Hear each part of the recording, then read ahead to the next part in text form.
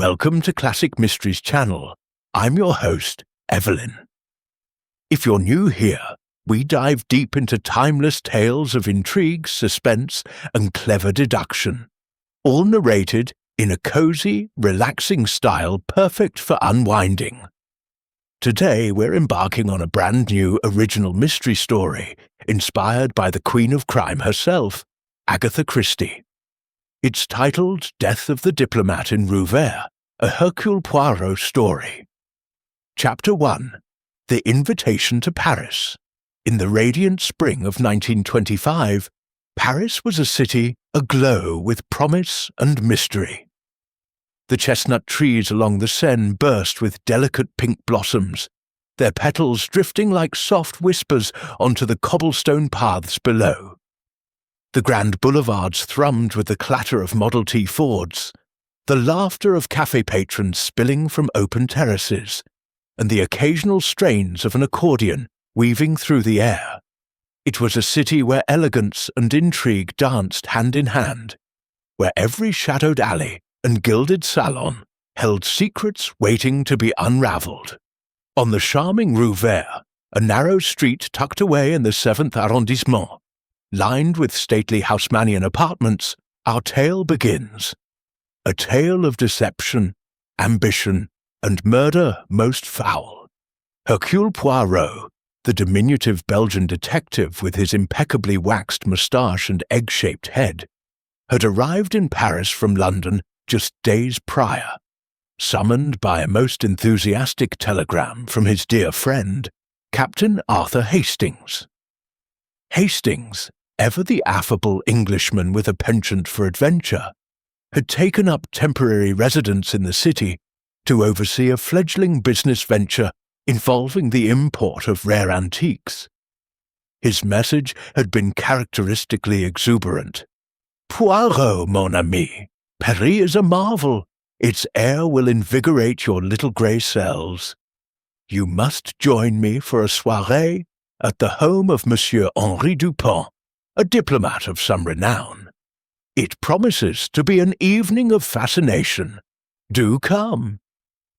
Poirot, never one to resist the lure of intellectual stimulation or the chance to observe human nature in its most unguarded moments, had accepted with a twinkle in his sharp green eyes. The prospect of a gathering among Paris's elite, set against the backdrop of a city that thrived on subtlety and suggestion, was irresistible. As he stood before the ornate mirror in his suite at the Ritz, adjusting his pristine bow tie and polishing his patent leather shoes to a mirror-like sheen, he murmured to himself, "Ah, Paris, the city of romance, but also of secrets. Behind those elegant facades, what dramas unfold? Hercule Poirot shall see." The soirée was to be held at the residence of Monsieur Henri Dupont, a distinguished French diplomat whose career had carved a formidable path through the intricate corridors of international politics. At 58, Dupont was a man of imposing presence. Tall, with a stern jawline softened only slightly by age, and piercing blue eyes that seemed to dissect every word spoken in his presence. His role in the post-war negotiations following the Great War had earned him both admiration and enmity.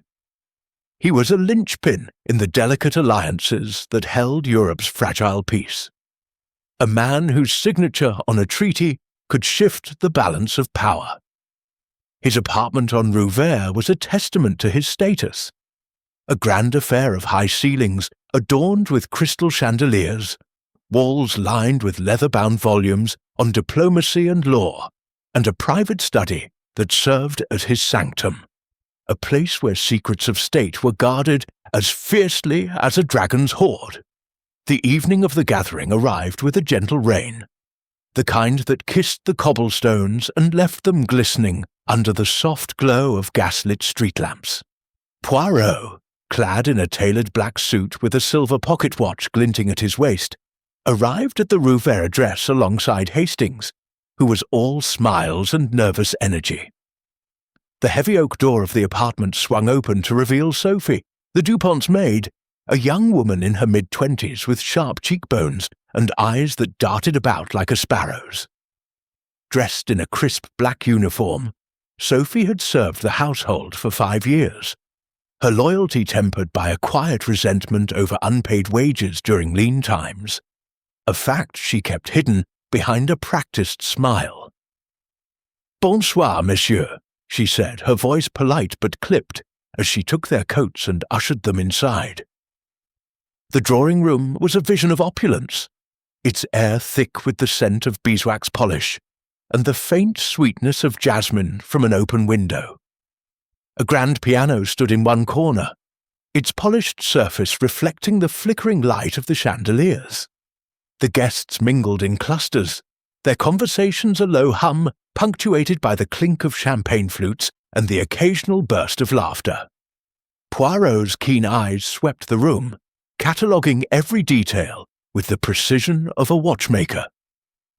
Hastings, ever the social butterfly, immediately struck up a conversation with a nearby gentleman about the merits of French versus English brandy. Poirot, however, preferred to observe, his hands clasped behind his back, his head tilted slightly as if listening to the room itself. At the centre of the gathering was Madame Marie Dupont, the diplomat's wife, a woman of 45 whose fragile beauty seemed to belong to another era. Her dark hair was swept into an elegant chignon, and her emerald green gown shimmered as she moved, but her eyes carried a quiet melancholy. Once a vibrant socialite who had charmed the salons of Paris, Marie had grown subdued over the years, her marriage to Henri marked by long silences and unspoken grievances. Whispers among the guests suggested she sought solace elsewhere, perhaps in the arms of another, though no one dared name the man. As she greeted Poirot with a courteous smile, he noted the tension in her posture, the way her fingers lingered on the stem of her glass. Beside her stood Jean Leclerc, Dupont's private secretary, a bespectacled man of 32, with a nervous habit of adjusting his tie. Jean was the picture of efficiency, his slight frame hunched slightly from years of poring over documents. He managed Dupont's confidential affairs, from diplomatic correspondence to financial ledgers that, if scrutinized, might reveal irregularities, perhaps funds diverted to cover personal debts. His hands trembled faintly as he handed a glass of champagne to a guest, a detail Poirot filed away for later consideration. Lounging against the marble fireplace was Pierre Dupont, Henri's younger brother, a man in his early 40s whose roguish charm masked a life of excess. Pierre was a gambler, a fixture at the gaming tables of Monte Carlo and Paris, his pockets perpetually empty despite his brother's wealth. His tailored suit was slightly frayed at the cuffs, a telltale sign of financial strain. As Henri's closest heir, Pierre stood to inherit a considerable fortune, a fact that lent his easy laughter a faintly predatory edge. "Poirot, is it?" he said, approaching with a grin. "Heard you're a man who sees through lies. Hope you're not here to spoil my fun." Across the room, Victor Moreau, a rival diplomat from the Foreign Ministry, held court with a booming voice that carried over the chatter. A burly man with a ruddy complexion, Victor's career had been eclipsed by Dupont's successes.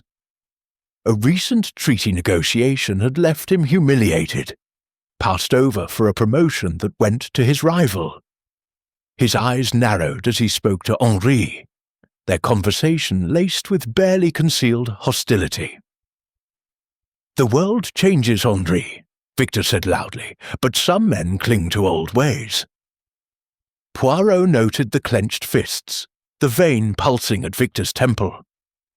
The final figure to catch Poirot's attention was Elise Beaumont, a striking actress in her late 20s whose presence turned heads. Her auburn hair cascaded in waves, and her scarlet dress clung to her figure like a second skin. Elise was Henri's mistress, a poorly kept secret among Paris's high society. Installed in a nearby apartment funded by the Diplomat, she was a woman of passion and ambition, her laughter ringing out like a bell. Yet, as she leaned close to Henri, whispering something that made him frown, Poirot sensed a rift. Rumours swirled of a recent quarrel, perhaps over Henri's refusal to leave Marie, or Elise's demands for a more permanent arrangement. As the evening unfolded, the room buzzed with conversation, the clink of glasses, and the soft strains of a violin played by a hired musician. Poirot sipped his tisane, declining the champagne, and watched the interplay of glances and gestures. Marie's smile faltered when Henri brushed past her without a word. Jean's eyes darted toward the study door, as if guarding a secret. Pierre's laughter grew louder with each glass of wine, his hand lingering too long on Elise's arm. Victor's voice carried a sharp edge, as he debated politics with a guest. Sophie moved silently through the crowd, her ears attuned to every word, her expression unreadable. "Mon ami," Poirot murmured to Hastings, who had rejoined him, "this is a room of masks. Each smile hides a motive, each word a potential lie." Hastings chuckled, brushing a speck of lint from his jacket. "You're too suspicious, Poirot. It's just a party." But Poirot's little grey cells were already at work, sensing the undercurrents of tension that rippled beneath the surface. The rain had ceased, leaving the air heavy with the scent of wet stone and jasmine. As the clock struck 11, the guests began to drift toward the door, their farewells polite but tinged with unease. Poirot and Hastings lingered, thanking their host. Henri Dupont, standing by the door, looked weary, his eyes shadowed. "A pleasure, Monsieur Poirot," he said, shaking the detective's hand. "I trust you enjoyed the evening." "Most illuminating," Poirot replied, his tone enigmatic. As they stepped into the cool night air of Rue Vert, Poirot paused, glancing back at the glowing windows of the apartment. "Hastings," he said softly, "there is a discord here, like a note played out of tune. I feel it in my bones. This evening is but the prelude to a tragedy." Hastings laughed, clapping Poirot on the shoulder. "You and your hunches. Let's get you back to the Ritz before you start suspecting the lampposts."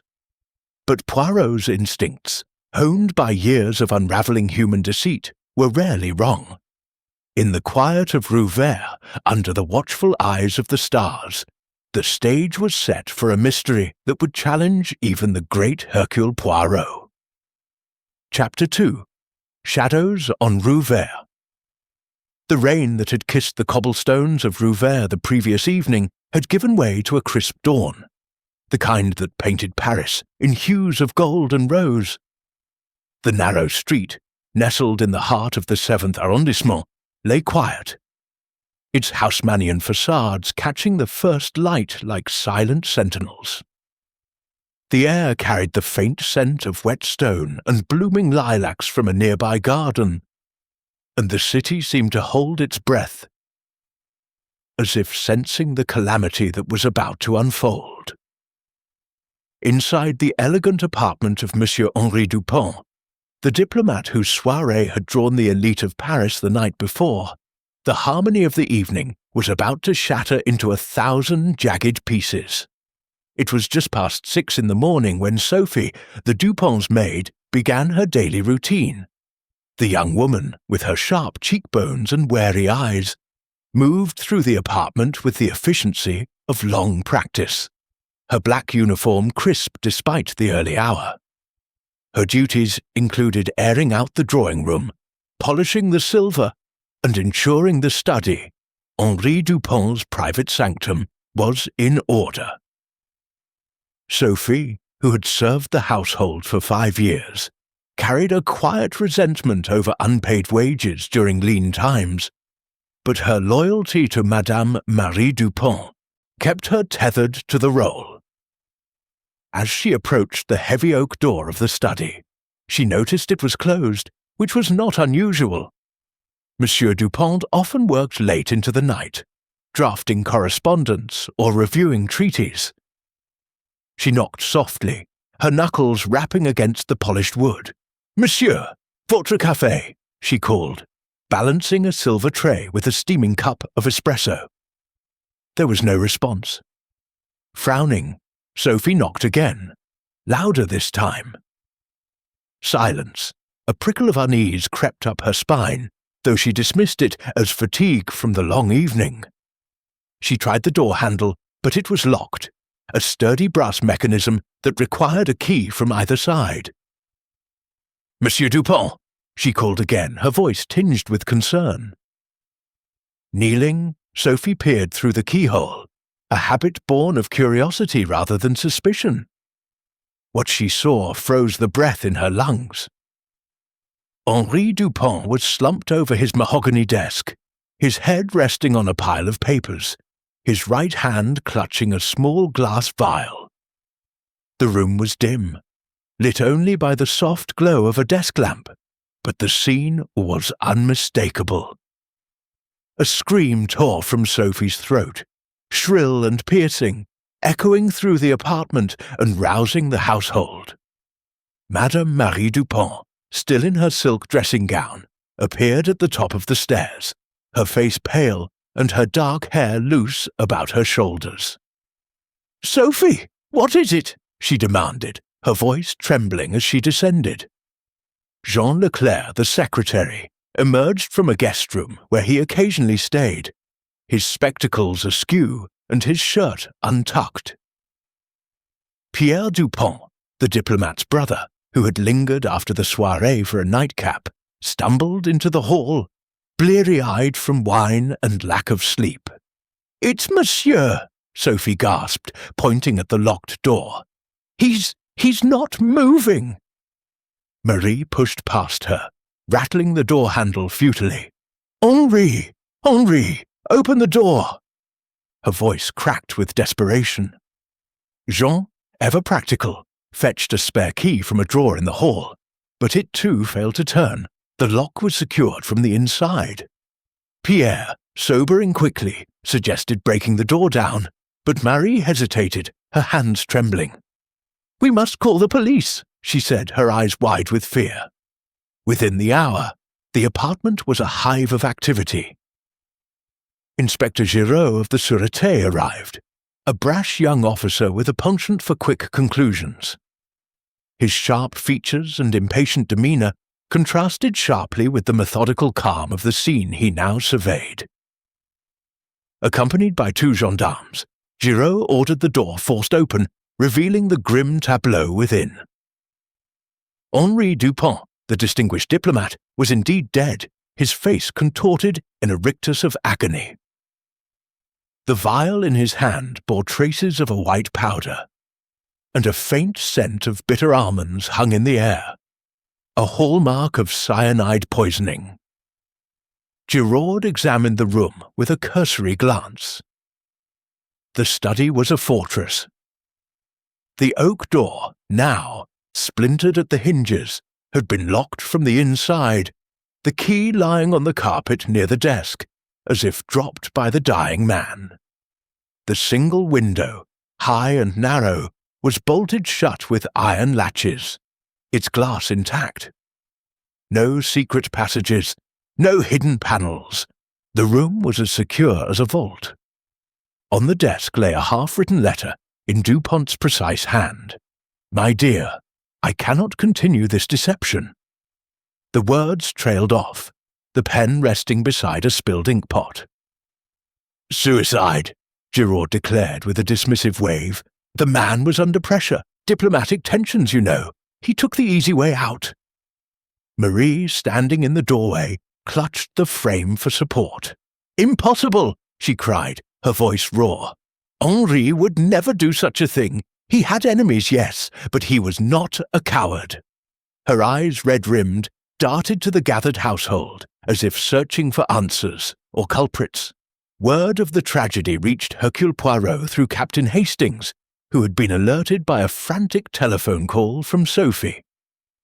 The detective was savouring his morning tisane at the Ritz, the porcelain cup poised at his lips, when Hastings burst in, his face flushed. "Poirot, it's awful! Dupont's dead, found locked in his study. They're saying suicide, but Marie insists it's murder." Poirot set down his cup with deliberate care, his green eyes narrowing. "Suicide? In a locked room? Mon ami, such a thing is rarely as it seems. The little grey cells, they stir already. We must go to Rue Vert at once." Arriving at the apartment, Poirot was greeted by a scene of controlled chaos.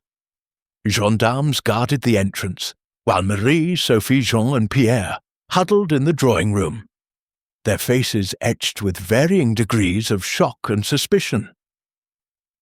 Inspector Giraud, recognizing Poirot from past encounters, greeted him with a grudging nod. "Monsieur Poirot, your reputation precedes you, but this is a simple case. The man poisoned himself. No need for your theatrics." Poirot's moustache twitched, a sign of mild amusement. "Simple, Inspector. A locked room, a dead diplomat, and a household full of secrets. No, none. This is a puzzle most intricate. Permit me to examine the scene." The study was as Sophie had described. A sanctuary of order disrupted by death. Poirot moved with the precision of a ballet dancer, his small frame navigating the room without disturbing a speck of dust. He noted the vial, its contents confirmed by a police chemist as cyanide. The letter, with its cryptic message, suggested personal turmoil, but to whom was it addressed? A lover, a colleague, or perhaps a confession never meant to be read? Clues emerged under Poirot's scrutiny. A broken glass lay near the desk, its shards scattered across the carpet, its contents leaving a faint stain that smelled of brandy, but with a bitter undertone, perhaps a sedative. A cigarette butt, not of Dupont's preferred brand, rested in an ashtray, its tip smudged with a trace of lipstick. A faint footprint, barely visible in the plush carpet, suggested a woman's shoe, though its size was ambiguous. The key, lying a foot from the desk, bore no fingerprints but Dupont's own. Poirot knelt beside the body, his gloved hands gentle as he examined the diplomat's rigid fingers. "The poison was swift," he murmured to Hastings, who hovered anxiously nearby. "But the how and the why, these are the questions. A man does not lock himself in to die unless he fears interruption, or unless someone wishes us to believe it so." Hastings frowned. "You're saying it's murder, but the room was locked, Poirot. No one could get in or out."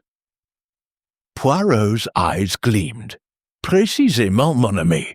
That is why it is murder most ingenious.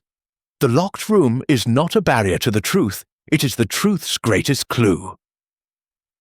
He rose, addressing Giraud, who was scribbling notes with a scowl. "Inspector, I urge you to reconsider. This is no suicide. The evidence, it speaks of calculation, of deception. We must question those who were here last night." Giraud snorted. "You and your theories, Poirot. Very well, question them if you must, but you'll find nothing but grief and debts." Marie, overhearing, stepped forward, her voice steady despite her pallor. "Monsieur Poirot, I trust you to find the truth. Henri deserved better than this." Poirot bowed slightly. "Madam, I shall employ every cell in my brain to uncover it. The truth it hides, but not from Hercule Poirot." As he turned back to the study, his gaze lingered on the suspects gathered in the drawing room. Marie, her hands clasped tightly. Jean, adjusting his spectacles nervously. Pierre, lighting a cigarette with shaking fingers. Sophie, hovering in the shadows, her eyes darting between them all. Beyond the apartment, the sounds of Paris awakening filtered through the window. Carriage wheels, a distant church bell. But within these walls, a darker symphony was playing. The stage was set, the players assembled, and the mystery of Rue Vert had begun to unfold. Poirot, with his unerring instinct for human nature, knew that the key to the locked room lay not in the mechanism of the door, but in the hearts of those who had passed through it the night before. Chapter 3. The investigation begins. The morning sun filtered through the heavy velvet curtains of the Dupont apartment on Rue Vert, casting long shadows across the drawing room, where the air was thick with unspoken accusations. The once vibrant space, alive with laughter and champagne the previous evening, now felt like a stage frozen mid-act, its players gripped by the weight of tragedy. Henri Dupont, the distinguished diplomat, lay dead in his locked study, the bitter scent of cyanide lingering as a grim reminder of the night's events. Hercule Poirot, the Belgian detective with his meticulously waxed moustache and piercing green eyes, stood at the center of the room, his presence commanding, despite his diminutive stature. Captain Arthur Hastings hovered nearby, his face a mixture of concern and curiosity, while Inspector Giraud of the Sûreté paced impatiently, muttering about paperwork and obvious conclusions. Poirot, undeterred by Giraud's skepticism, had taken charge with the quiet authority that came from years of unravelling the most perplexing mysteries. The police had cordoned off the study, but Poirot's reputation granted him access to the scene and its witnesses. He gathered the household in the drawing room, their faces a gallery of emotions, grief, fear, and in some a flicker of guilt. Marie Dupont, the widow, sat rigidly on a brocade sofa, her emerald green dressing gown a stark contrast to her ashen face. Jean Leclerc, the secretary, stood by the fireplace, his spectacles reflecting the morning light. Pierre Dupont, the diplomat's brother, slouched in an armchair, a cigarette dangling from his lips. Sophie, the maid, lingered near the door, her hands clasped tightly. 2 additional figures had been summoned. Victor Moreau, the rival diplomat, and Elise Beaumont, the actress and mistress, both of whom had attended the soirée, and were now drawn back into the web of suspicion. Mesdames et messieurs, Poirot began, his voice clear and precise, with the faint lilt of his Belgian accent. We are confronted with a mystery most singular. Monsieur Henri Dupont, a man of influence and intellect, is dead, poisoned by cyanide in a room locked from the inside. Inspector Giraud believes this to be suicide, but Hercule Poirot does not accept the obvious without scrutiny. This is a murder, and the truth lies hidden among you. We shall uncover the how and the why together. A murmur rippled through the group. Marie's eyes widened, and she clutched a lace handkerchief. Murder? She whispered. But who would do such a thing? Poirot raised a hand for silence. That is what we shall discover. Each of you was present last night, each with access to Monsieur Dupont. I shall speak with you one by one, and the little grey cells, they shall listen closely. Inspector Giraud snorted, folding his arms. A waste of time, Poirot.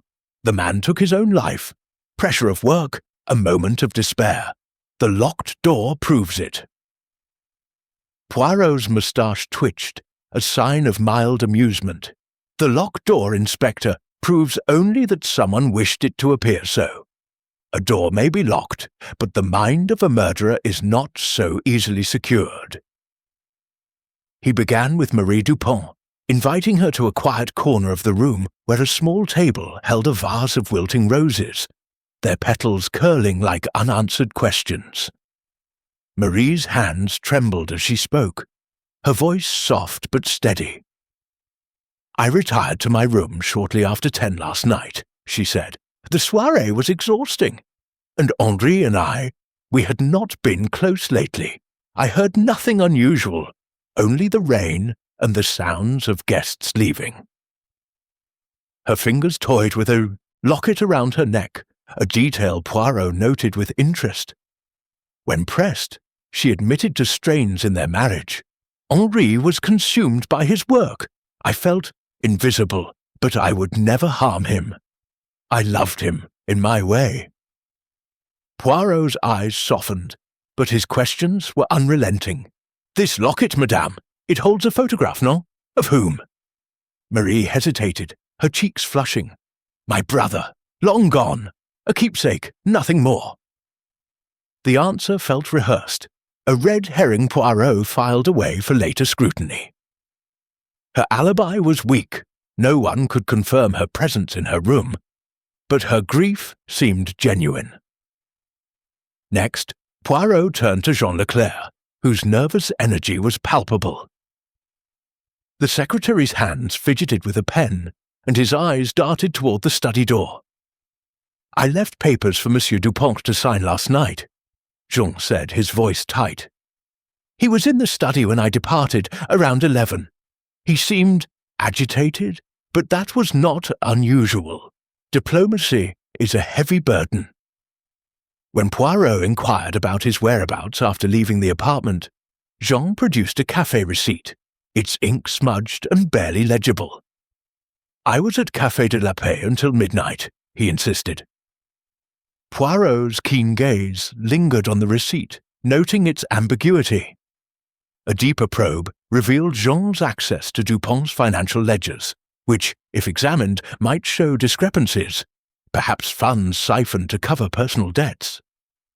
Monsieur Leclerc, Poirot said, a man who trembles when he speaks of papers may have more to hide than ink stains.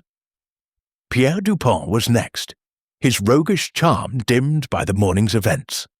He lit another cigarette, the smoke curling around his face like a veil. Henri and I argued last night, I'll admit, he said, shrugging. Money, as usual. He was tight-fisted, even with family. But kill him? Absurd. Pierre claimed to have left the apartment for a gambling club, Le Cercle Noir, but his witnesses were dubious. A croupier and a drunken acquaintance. As Henri's heir, Pierre stood to gain a fortune, a motive as clear as the crystal chandelier above. Poirot noted a faint tremor in Pierre's hand, a sign of nerves, or perhaps a night of excess. Monsieur, Poirot said, a man who gambles with money may also gamble with truth. Sophie, the maid, approached with reluctance, her sharp features softened by tear-streaked cheeks. I locked up after the guests left, she said, her voice barely above a whisper. The study door was shut, as always. I went to bed in the servants' quarters. She had access to the household keys, including a spare for the study, and her resentment over unpaid wages was no secret. Poirot's eyes narrowed as he asked about the vial found in Dupont's hand. There's a similar one in the kitchen, Sophie admitted, for cleaning solutions, but I never touched it. Her footprint in the study carpet, she claimed, was from cleaning earlier in the day. Poirot's mind word. A maid with access and a grudge was a suspect worth watching. Victor Moreau, the rival diplomat, strode forward with the confidence of a man accustomed to power, though his ruddy face betrayed tension. Henri and I disagreed on policy. Yes, he boomed. He was stubborn, always had to have the last word. But murder, preposterous. Victor claimed to have returned to his own apartment after the soirée, alone, with no one to corroborate his story. His motive was clear: professional jealousy, intensified by a recent treaty negotiation where Dupont had outmaneuvered him. Poirot noted Victor's clenched fists, a sign of suppressed rage. Monsieur Moreau, he said, a man who loses at politics may seek victory in darker ways. Finally, Elise Beaumont, The actress swept into the conversation with theatrical flair, her auburn hair catching the light. "Henri was my heart," she declared, her eyes brimming with tears that seemed almost too perfect. "He promised to leave Marie, to give me a future." Yet she admitted to a quarrel the previous week, when Henri had balked at her demands for commitment. Her alibi was vague. She claimed to have taken a late walk along the Seine, alone. Her passionate nature and public connection to Dupin made her a prime suspect. Poirot observed the way her fingers twisted a silk scarf, a gesture of anxiety or performance. "Mademoiselle," he said, "love is a motive as powerful as hate." As the interviews concluded, Poirot stepped back, his mind a whirlwind of details. The alibis were shaky, the motives plentiful. Marie's locket hinted at a secret. Jean's receipt was suspect. Pierre's gambling debts loomed large. Sophie's access was undeniable. Victor's rivalry burned hot, and Elise's passion was a double-edged sword. The locked room itself posed the greatest puzzle. A door secured from within, a window bolted, no signs of tampering. Yet the clues, the broken glass with its sedative trace, the cigarette butt with lipstick, the ambiguous footprint, the unfinished letter, suggested a calculated act. Poirot turned to Hastings, who was scribbling notes with a look of bewilderment. "Mon ami," Poirot said, "this is a tapestry of lies, woven with care. The key to the locked room lies not in the lock, but in the hearts of those who surround it." Hastings shook his head. "It's impossible, Poirot. No one could get in or out. Are you sure it's not suicide?" Poirot's eyes gleamed. "Impossible? Non, Hastings. It is merely improbable. And the improbable is where Hercule Poirot thrives." He moved to the study door, examining the key on the carpet once more. Its position slightly askew suggested it had been dropped, or placed. The letter's cryptic words, "I cannot continue this deception," pointed to a personal or professional betrayal. The cigarette butt, not Dupont's brand, hinted at an intruder or a staged scene. The footprint, if Sophie's, was too convenient.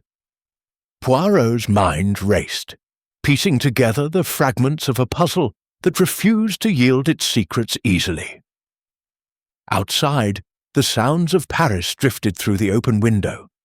Carriage wheels, a vendor's call, the distant toll of a church bell. But within the walls of Rue Vert, time seemed suspended, each suspect a thread in a web of deceit. Poirot knew that to unravel this mystery, he must probe deeper, beyond alibis and appearances, into the hidden motives that drove a killer to strike in a room sealed against the world. Chapter 4. Clues and Red Herrings. The Dupont apartment on Rue Vert, bathed in the soft glow of a Parisian afternoon, seemed to hold its breath as Hercule Poirot continued his meticulous investigation. The drawing-room, once a stage for laughter and clinking champagne flutes, now felt oppressive, its air heavy with suspicion. The locked study, where Henri Dupont had met his end, remained sealed off by the police, but its secrets whispered through the walls, urging Poirot's little grey cells into action. Captain Arthur Hastings trailed behind the detective, his notebook filled with scribbled observations, while Inspector Giraud lingered near the door, his impatience evident in his tapping foot. The suspects, Marie Dupont, Jean Leclerc, Pierre Dupont, Sophie the maid, Victor Moreau, and Elise Beaumont, had been questioned, their alibis and motives laid bare. But the truth remained elusive, hidden in a tangle of clues and deceptions. Poirot, his green eyes sharp as ever, moved through the apartment with the precision of a chess master, his small frame dwarfed by the grandeur of the Haussmannian architecture. The study, now accessible after the police had forced the door, was his first focus. He knelt beside the mahogany desk where Dupont's body had been found, his gloved hands hovering over the scattered shards of a broken brandy glass. The faint bitter scent, not of cyanide, but of a sedative, lingered in the air, confirmed by the police chemist's analysis. "This glass, Hastings," Poirot murmured. "It tells a story. A man drinks, but not to die, perhaps to sleep, and then the poison." Hastings frowned, peering over Poirot's shoulder. "A sedative? So someone drugged him first, then poisoned him? But how, with the door locked?" Poirot's moustache twitched. "Patience, mon ami. The how is but a thread in the tapestry. We must weave it with the why." He turned his attention to the cigarette butt in the ashtray, its tip marked with a faint smear of coral lipstick. Dupont smoked a particular brand of Turkish cigarettes, but this was a common Gauloise's, readily available in any Parisian café. The lipstick suggested a woman, Marie, Sophie, or Elise, but its presence could be deliberate, a false trail laid to mislead. Poirot pocketed the butt in an evidence envelope, his mind cataloguing possibilities. The faint footprint in the plush carpet, barely discernible under the morning light, drew his height scrutiny next. It was small, likely a woman's shoe, but its edges were blurred, as if someone had tried to erase it. Sophie had claimed it was from her cleaning duties, but Poirot noted the carpet's pristine condition elsewhere. No other marks suggested recent cleaning. "Curieux," he muttered, "a footprint that wishes to be seen, yet not too clearly." The half-written letter on the desk, in Dupont's precise hand, read, "My dear, I cannot continue this deception." The words trailed off, the pen resting beside a spilled ink pot. To whom was it addressed? Marie, his estranged wife? Elise, his passionate mistress? Or someone else entirely, a colleague, a conspirator? Poirot examined the paper closely, noting a faint crease, as if it had been folded briefly. "This letter," he said to Hastings, "it is a clue, or perhaps a distraction. We must know its recipient." Leaving the study, Poirot explored the apartment's other rooms, his eyes scanning for anomalies. In the drawing room, he discovered a small keychain tucked behind a cushion on the sofa, where Pierre had lounged the previous night. It held a single key, not unlike the one found in the study, suggesting a duplicate. Monsieur Pierre, Poirot mused, a gambler who loses keys as easily as money, perhaps. In the kitchen, Poirot questioned Sophie about the vial found in Dupont's hand. She led him to a cupboard where cleaning supplies were stored, revealing a similar glass vial containing a harmless solution. "It's for polishing silver," she said, her voice trembling. "But I swear, I never took it to the study." Poirot noted the cupboard's lock, easily picked, and the vial's accessibility to anyone in the household. A search of Jean Leclerc's desk in a small office revealed a hidden compartment containing a ledger. Flipping through it, Poirot's keen eyes spotted irregularities, sums transferred to an unnamed account, dated weeks before. Jean's embezzlement, suspected during the interviews, was now tangible. "Monsieur Leclerc," Poirot said softly, "a man who steals from his master may also steal his life." Outside in the courtyard, Poirot examined the study's window from below. The narrow pane, high on the wall, was bolted shut, its iron latches rusted but intact. A small vent near the window caught his attention, but it was far too small for entry, barely wide enough for a hand. A red herring, perhaps, meant to suggest an impossible ingress. Yet Poirot lingered, his mind turning over the mechanics of the locked room.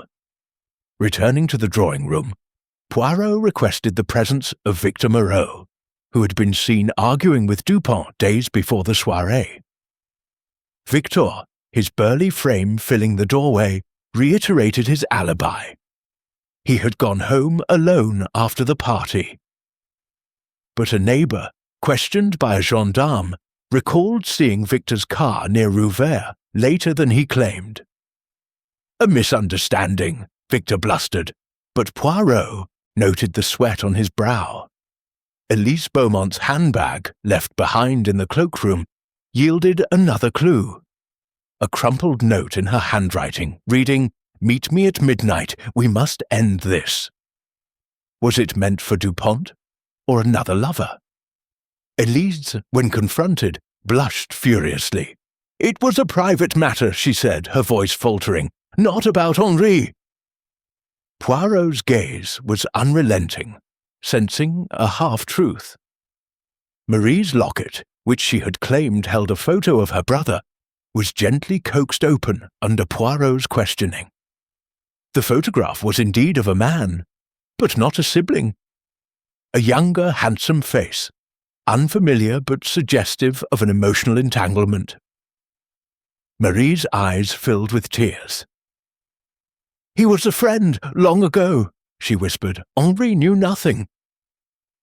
Poirot nodded, filing the locket as a potential distraction, its sentimental value possibly exaggerated to divert suspicion. Pierre's coat, hung carelessly in the hall, revealed a bloody handkerchief, but a quick examination showed it was from a nosebleed, not violence. A clumsy red herring, perhaps planted to incriminate him. Pierre laughed it off. "I get them when I drink too much," he said, but his eyes avoided Poirot's. A final clue emerged in the form of a torn envelope in the study's wastebasket. Addressed to Dupont from an anonymous sender. Inside was a single line, "Your secrets will not stay buried." The handwriting matched none in the household, suggesting an external threat or a clever forgery by someone within. Poirot's mind raced. Was this a warning Dupont ignored, or a staged clue to muddy the waters? As the afternoon waned, Poirot gathered the suspects once more, his voice calm but commanding.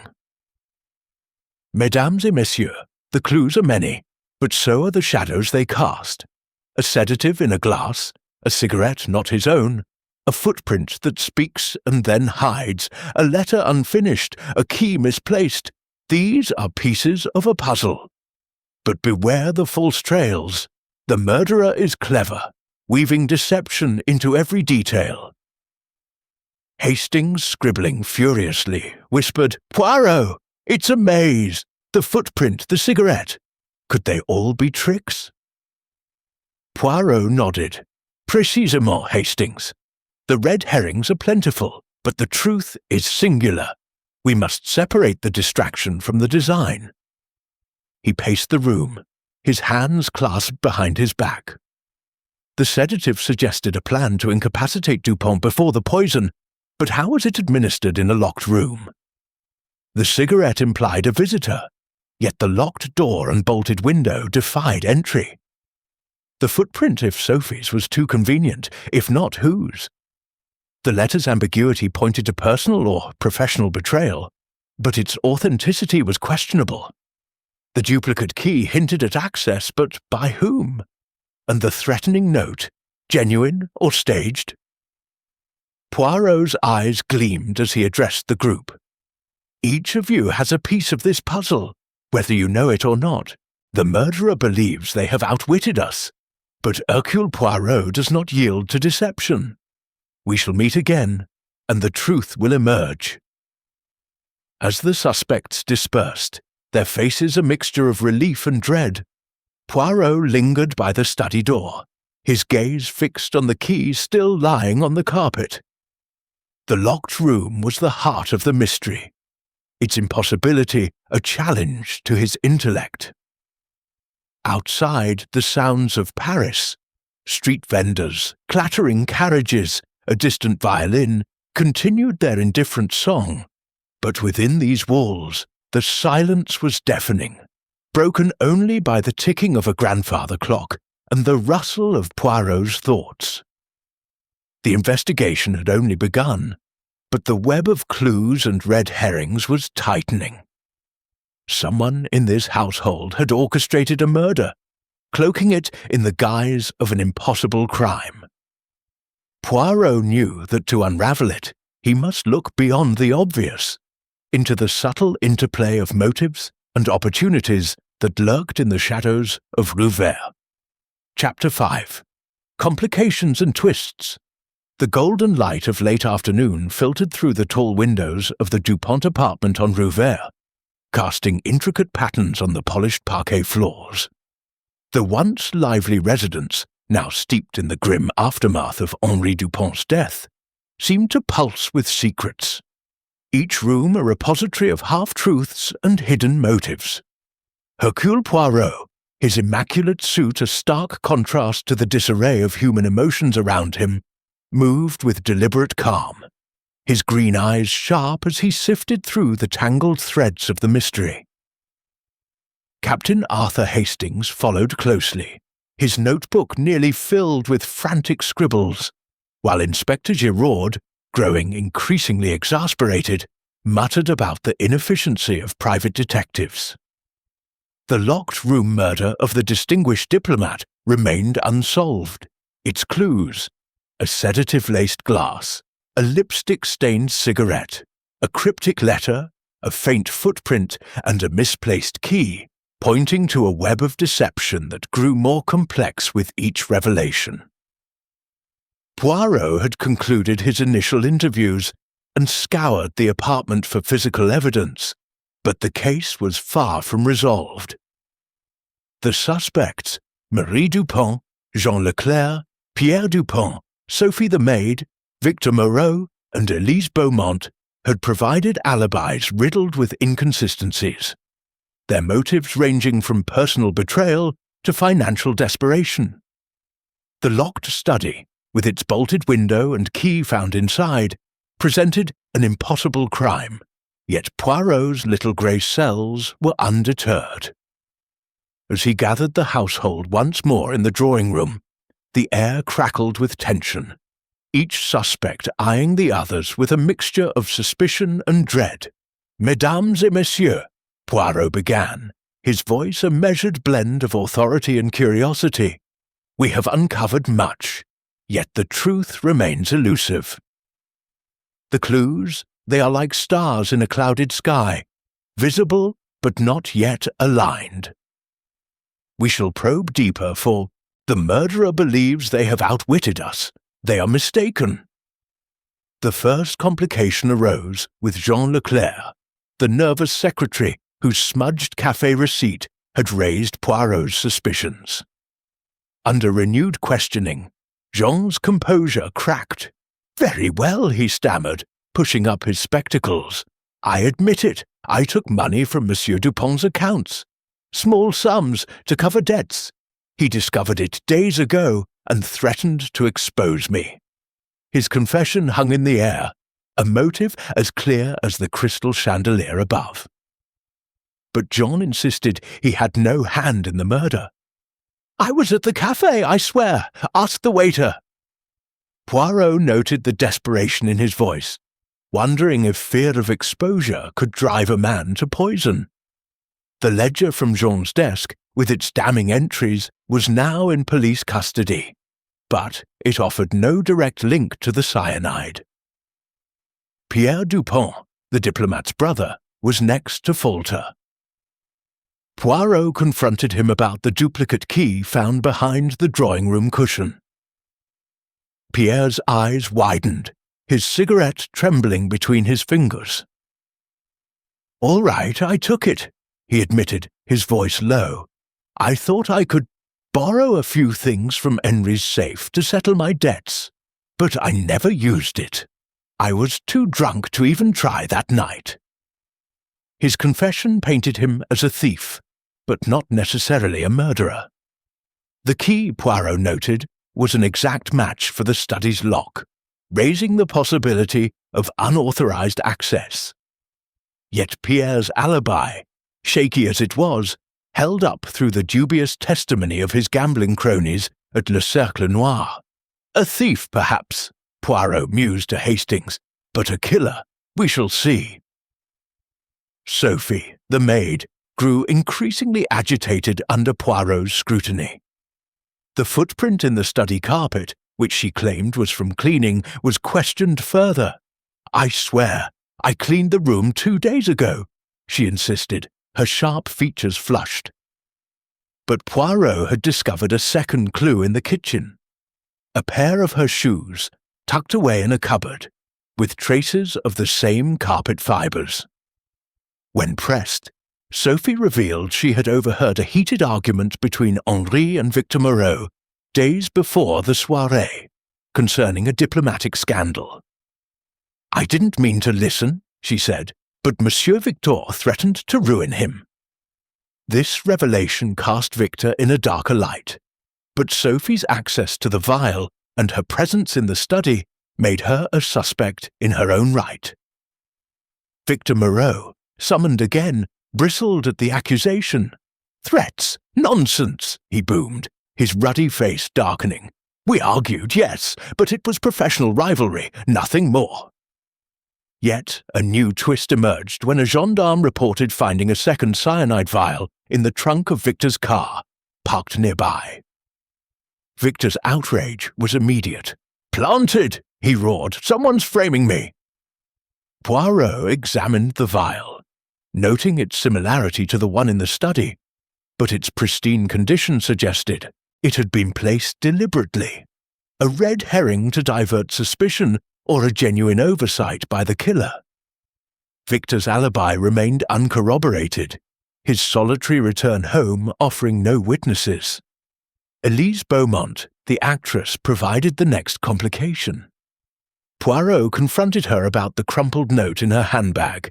"Meet me at midnight. We must end this." Tears welled in her eyes as she admitted it was meant for a lover. Not Henri, but a young playwright who had been pressing her for commitment. "Henri and I quarrelled, yes," she said, "but I loved him. I was at the Seine, alone, thinking it over." Her revelation introduced a new figure to the puzzle, but her passionate nature and vague alibi kept her firmly in suspicion. Poirot noted a faint trace of coral lipstick on her scarf, matching the cigarette butt. A coincidence or a deliberate misdirection? Marie Dupont's locket, containing the photograph of a mysterious man, yielded another twist. Under gentle but relentless questioning, Marie confessed the man was not her brother, but a former lover from years ago, now a distant memory. "Henri never knew," she whispered, her voice breaking. "It was a foolish sentiment keeping his picture." Poirot sensed truth in her grief, but the locket's prominence felt like a stage distraction, designed to suggest an affair that no longer existed. Her alibi, retiring early to her room, remained unverified, and her strained marriage provided ample motive. A startling new clue emerged when Poirot re-examined the study's window. Though bolted shut, he noticed a faint scratch on the iron latch, barely visible. Testing the mechanism, he found it could be manipulated with a thin tool from outside, though it would require dexterity and planning. "Mon ami," he said to Hastings, "the impossible begins to seem possible. A window, a tool, a clever hand. Perhaps the locked room is not so locked." The most dramatic twist came from an unexpected source. A street vendor outside the apartment, questioned by a gendarme, reported seeing a shadow at the study window around midnight, despite its bolted state. The vendor, an elderly man selling flowers, was certain of the time but vague on details. "It moved quick, like a ghost," he said. This sighting contradicted the locked room's impenetrability, suggesting someone had accessed the study, or wanted it to appear so. Poirot's mind-word: was the shadow a real intruder, or another layer of deception? As the interrogations deepened, alliances and tensions among the suspects surfaced. Sophie admitted to sharing gossip with John about Dupont's financial troubles, hinting at a closer relationship between them. Pierre and Elise exchanged furtive glances, suggesting a possible collusion, perhaps to secure Henri's wealth. Victor's hostility toward Marie, whom he blamed for softening Henri's diplomatic stance, added another layer of animosity. Each revelation complicated the puzzle, blurring the line between truth and misdirection. Poirot gathered the suspects once more, his voice cutting through the room's heavy silence. The clues multiply, yet so do the shadows. A stolen key, a planted vial, a shadow at the window. These are the threads of a clever design. But the murderer forgets one thing. Hercule Poirot sees through the fog of deception. Hastings, his brow furrowed, whispered, "Poirot, it's getting murkier by the minute. The shadow, the vial, are they all tricks?" "Some are tricks, Hastings," Poirot replied, "but others are truths disguised as lies. We must discern which is which." He paced the drawing room, his hands clasped behind his back. The sedative in the glass suggested a two-step murder, incapacitation followed by poison. The cigarette butt with its lipstick pointed to a woman, but its placement felt staged. The footprint, if Sophie's, was too convenient. If not, it implied an unknown presence. The letter's cryptic message hinted at betrayal, but its authenticity was suspect. The duplicate key opened possibilities of access, but by whom? The scratched latch suggested tampering, but the shadow at the window muddled the timeline. And the threatening note from the wastebasket, "Your secrets will not stay buried," pointed to an external threat or an internal ruse. As the suspects dispersed, their faces etched with unease, Poirot lingered by the study door, his gaze fixed on the broken glass shards still scattered on the carpet. The locked room remained the heart of the mystery, its impossibility a taunt to his intellect.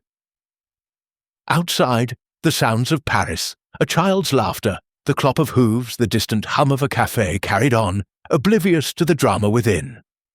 But in the quiet of Rue Vert, the stakes were rising, and Poirot knew the killer was watching, waiting for a misstep. The investigation had entered a new phase, one of complications and unexpected turns. Each clue deepened the mystery, each twist tightened the noose around the truth. Poirot's resolve was unshaken. He would unravel this web, no matter how intricate, and bring the murderer to light. Chapter 6. The Revelation. The twilight of Paris settled over Rue Vert, painting the narrow street in shades of violet and amber, as the day's warmth gave way to a cool evening breeze. Inside the Dupont apartment, the atmosphere was taut, a coiled spring of suspicion and dread. The locked-room murder of Henri Dupont, the esteemed diplomat, had drawn a net of clues and red herrings around the household, each suspect entangled in their own web of motives and secrets. Hercule Poirot, his impeccable suit unruffled despite the day's intensity, stood in the drawing-room, his green eyes gleaming with the quiet certainty of a man nearing the truth. Captain Arthur Hastings, ever loyal, hovered nearby, his notebook now a chaotic map of the case's twists. Inspector Giraud, his patience worn thin, leaned against a wall. His skepticism a stark contrast to Poirot's methodical focus. The investigation had reached a pivotal moment, and the little Belgian detective was ready to pull back the curtain on the mystery. The clues: a sedative-laced glass, a lipstick-stained cigarette butt, a faint footprint, a cryptic letter, a duplicate key, a scratched window latch, and a shadowy figure at midnight. had painted a picture of calculated deception. The suspects, Marie Dupont, Jean Leclerc, Pierre Dupont, Sophie the maid, Victor Moreau, and Elise Beaumont, had revealed cracks in their alibis and motives, ranging from financial desperation to personal betrayal. Yet the locked room remained the enigma's heart, its apparent impossibility a challenge to Poirot's intellect. As he gathered the household once more, the chandelier's soft glow cast long shadows, mirroring the secrets that lingered in the room. "Mesdames et messieurs," Poirot began, his voice steady and deliberate, "we stand at the precipice of truth. The murder of Monsieur Henri Dupont was no act of despair, but a meticulously planned crime, disguised as an impossible puzzle. The locked room, the poison, the clues, they are pieces of a mosaic, and now Hercule Poirot shall assemble them." A hush fell over the group. Marie clutched her locket, her face pale. Jean adjusted his spectacles, his hands trembling. Pierre lit a cigarette, his eyes darting nervously. Sophie stood rigid, her sharp features tense. Victor's fists clenched, his ruddy complexion darkening. Elise, ever the actress, dabbed at her eyes with a silk handkerchief, her expression a blend of grief and defiance. Poirot paced slowly, his hands clasped behind his back. Let us begin with the room itself, locked, bolted, impregnable. The key found inside, the window secured, no secret passages. Yet Monsieur Dupont was poisoned with cyanide after being sedated. How? The answer lies not in magic, but in method. He turned to the sedative-laced glass, its shards still scattered on the study carpet. The brandy was drugged, rendering Monsieur Dupont unconscious before the cyanide was administered. This suggests a two-step murder, requiring access to the study. But the door was locked, the key inside. How did the killer enter and exit? Poirot's gaze swept the room, lingering on Jean Leclerc. "Monsieur Leclerc, your confession of embezzlement provides a motive. Monsieur Dupont discovered your thefts, threatened exposure. You had access to his study, his papers, his trust. The smudged café receipt fails to confirm your alibi. But did you have the ingenuity for such a crime?" Jean's face flushed. "I stole, yes, but I didn't kill him. I was at the café." Poirot raised a hand. "We shall see. Let us consider the cigarette butt, marked with coral lipstick.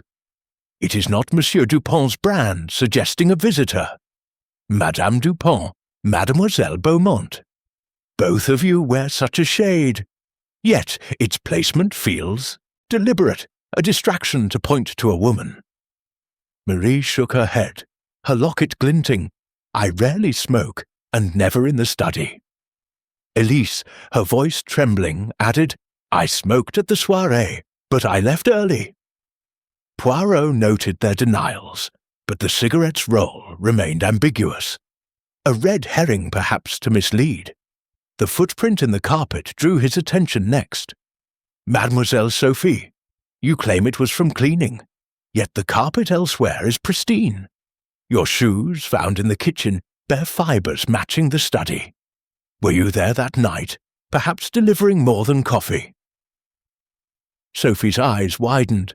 "I told you, I cleaned days before. I had no reason to harm him." Poirot nodded, his expression unreadable. "Then there is the letter, my dear. I cannot continue this deception." "To whom was it written?" "Madame Dupont, your marriage was strained. Mademoiselle Beaumont, you quarrelled over commitment. Or perhaps it was a professional deception, Monsieur Moreau, tied to your rivalry." Victor bristled. "I had no need for letters. My disputes with Henri were open." The duplicate key, found behind the cushion, was next.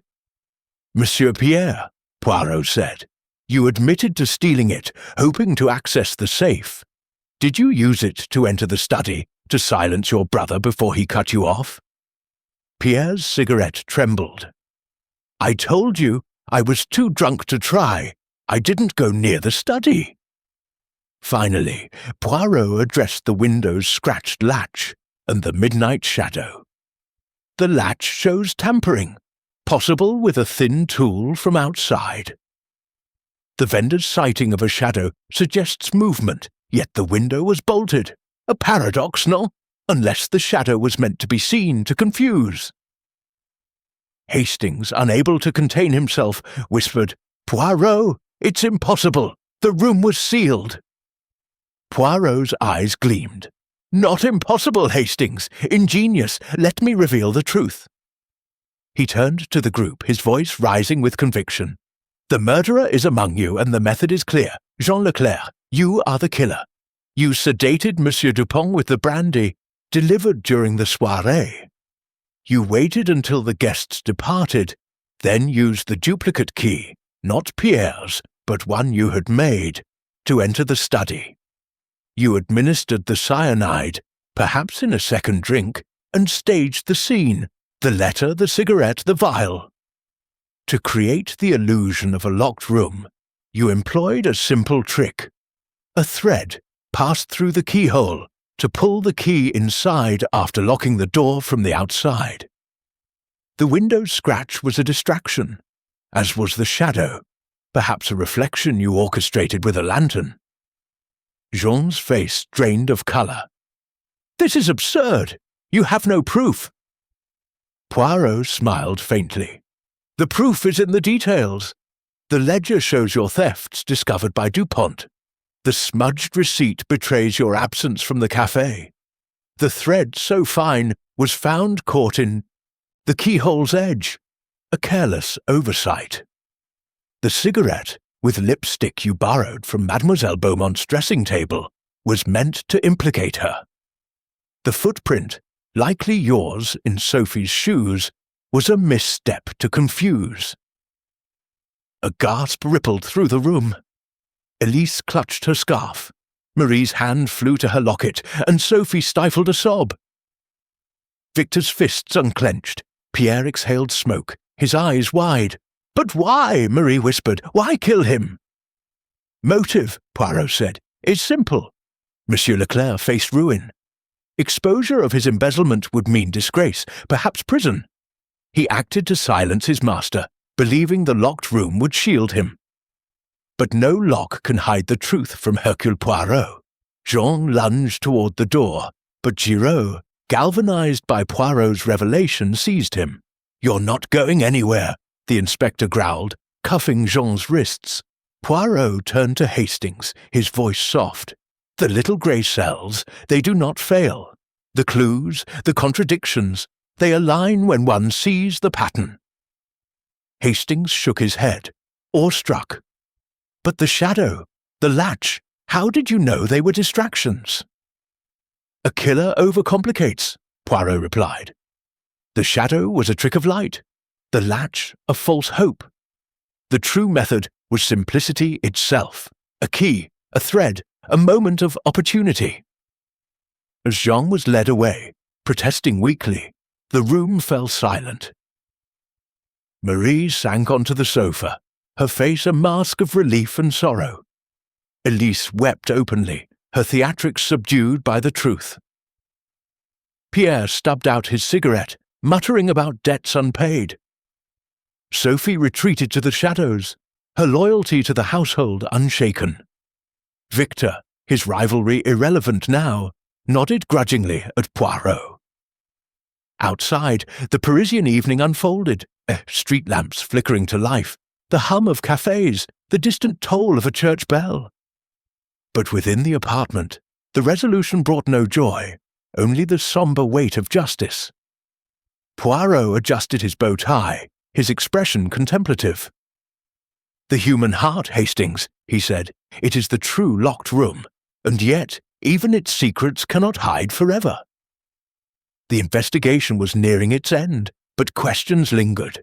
Loose threads to be tied, alibis to be verified, and justice to be served. Poirot knew the final act awaited, where every detail would be laid bare, and the tragedy of Rue Vert would find its closure. Chapter 7. Justice Served.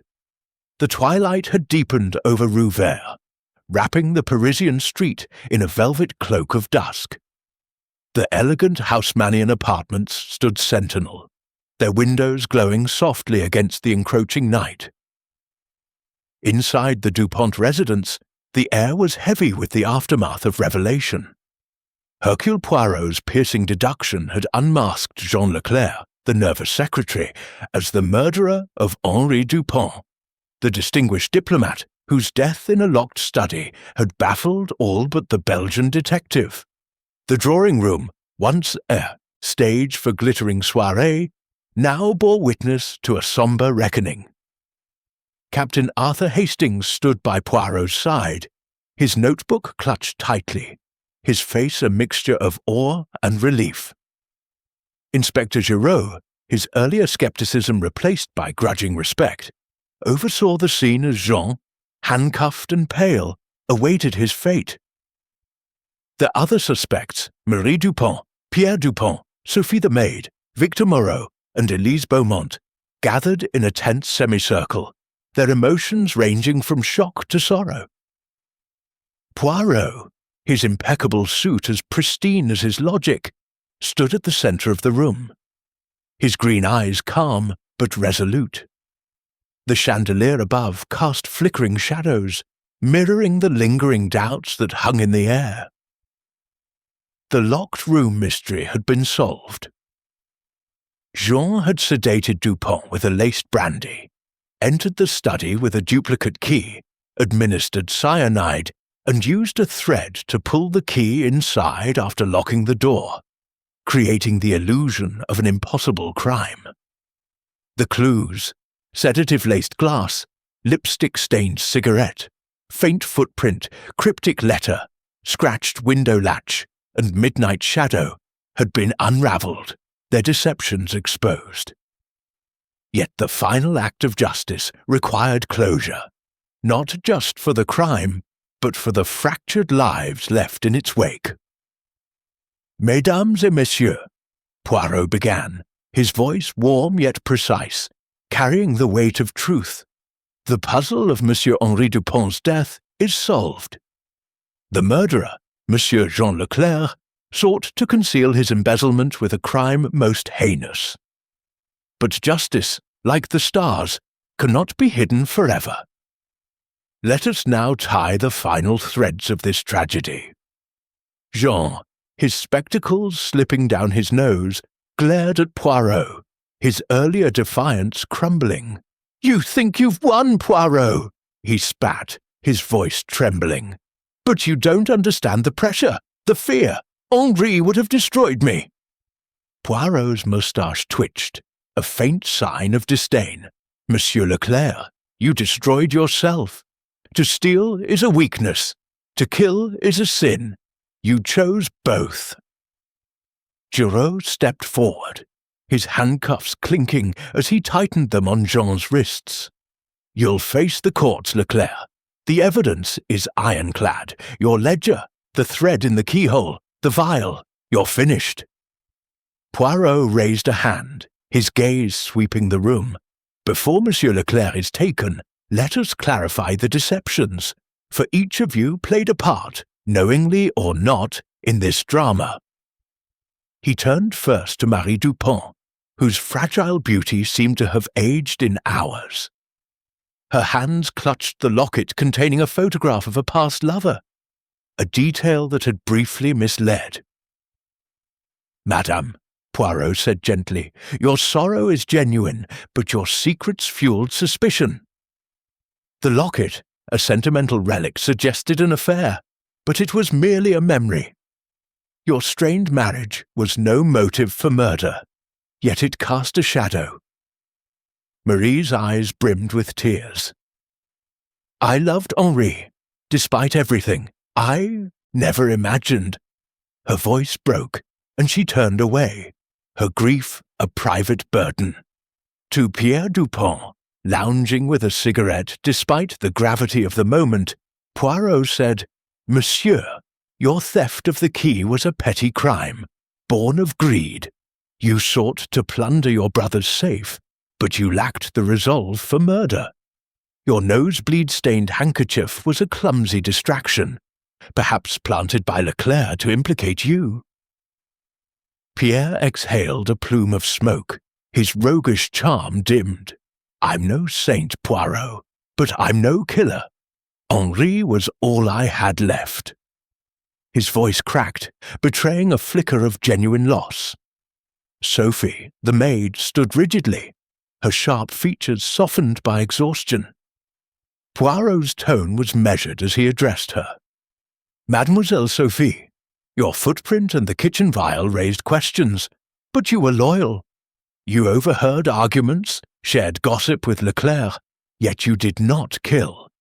Your resentment over wages was real, but your heart was not cold. Sophie nodded, her eyes downcast. I only wanted fairness, Monsieur Poirot. I'd never hurt Monsieur Dupont. Victor Moreau, his burly frame tense, met Poirot's gaze with defiance. Monsieur Moreau, Poirot said, your rivalry with Dupont was fierce, and the cyanide vial in your car was a clever attempt by Leclerc to frame you. Your threats were loud, but your alibi, though weak, holds.